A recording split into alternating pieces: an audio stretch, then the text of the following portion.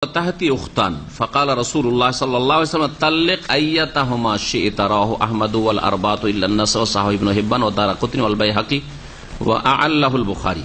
দাহাক ইবনে ফায়রুজ আদ-দাইলামি থেকে বর্ণিত, তিনি তার পিতা ফায়রুজ দাইলামি থেকে বর্ণনা করছেন।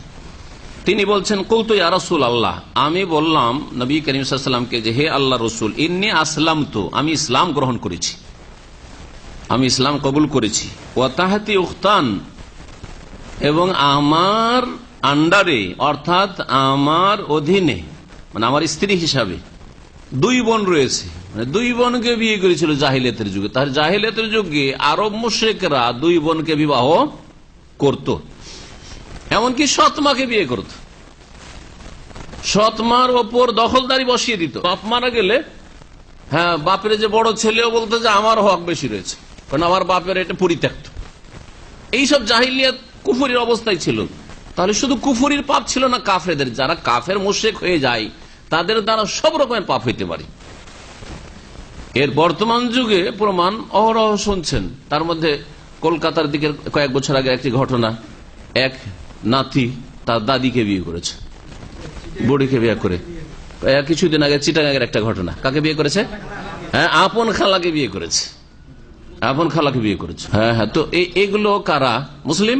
হ্যাঁ, খালা বিয়ে করেছে মুসলিম, মুসলিম না মুরতাদ। ও কি বলতে হয়? মুসলিম মুরতাদ। কোরআনের বিধান যারা লঙ্ঘন করে তাদের জানিয়ে দেওয়ার পরে যদি অবজ্ঞা করে যে না এটা আমি মানি না, তাহলে একটি বিধান অস্বীকার করলে সে কাফের মুরতাদ, সে মুসলিম নয়, জন্মসূত্রে মুসলিম। আজকাল অধিকাংশ লোক তো কাগজপত্রে মুসলিম, ভোটার কার্ডে মুসলিম, পাসপোর্টে মুসলিম, আল্লাহর খাতায় কয়জন মুসলিম রয়েছে? যারা বড় শিরক করে তারা মুসলিম নয় আল্লাহর খাতায়, যারা নামাজ ছাড়ে তারা মুসলিম আল্লাহ পাকের খাতায়। কিন্তু আমাদের কাছে দেশে জনসমাজে সব মুসলিম। হ্যাঁ, দেশে 80% মুসলিম, 90% মুসলিম। আরে আসলে দেখেন গ্রামে গিয়ে যে কজন মুসলিম আছে, নামাজি কয়জন বেরোয়,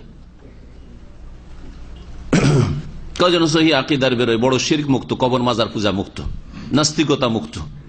বলছিলাম যে এই ব্যক্তি ইসলাম গ্রহণ করে বললো যে রাসূলুল্লাহ, আমি তো মুসলমান হয়েছি, কিন্তু আমার যে দুটো স্ত্রী আছে তারা দুই বোন। ফাকাল রাসূলুল্লাহ সাল্লাল্লাহু আলাইহি ওয়াসাল্লাম, রাসূলুল্লাহ সাল্লাল্লাহু আলাইহি ওয়াসাল্লাম বললেন, তাল্লিক আইয়াতাহুমা শি'তা, তুমি তাদের দুইজনের মধ্যে যাকে চাও তালাক দিয়ে দাও। একজনকে ছাড়তে হবে, তোমাকে একজনকে ছাড়তে হবে। এটা কি খেয়ার?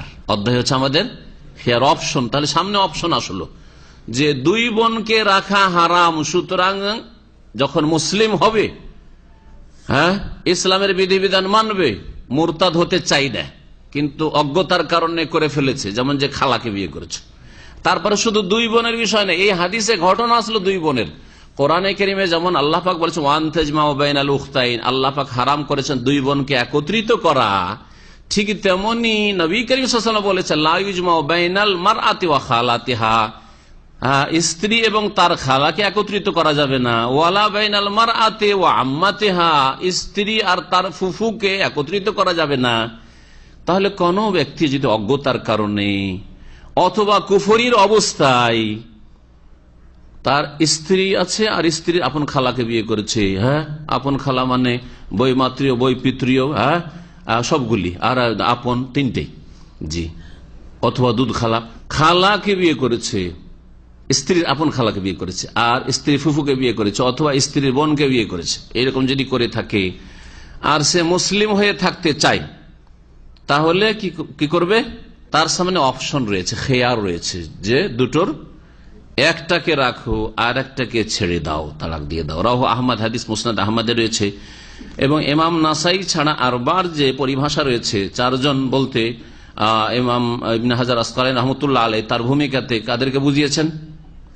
আবু দাউদ, নাসাই, তিরমিজি, ইবনে মাজাহ, এই চারজনকে। তার মধ্যে নাসাইতে নেই, তার মানে আবু দাউদে হাদিসটি আছে, তিরমিজিতে আছে, ইবনে মাজাহ রয়েছে। ইমাম ইবনে হিব্বান সহিহ বলেছেন, দারাকুতনিতে রয়েছে এবং বাইহাকিতে রয়েছে, সুনানে বাইহাকিতে, সুনানে দারাকুতনি, এগুলি হাদিসের কিতাব।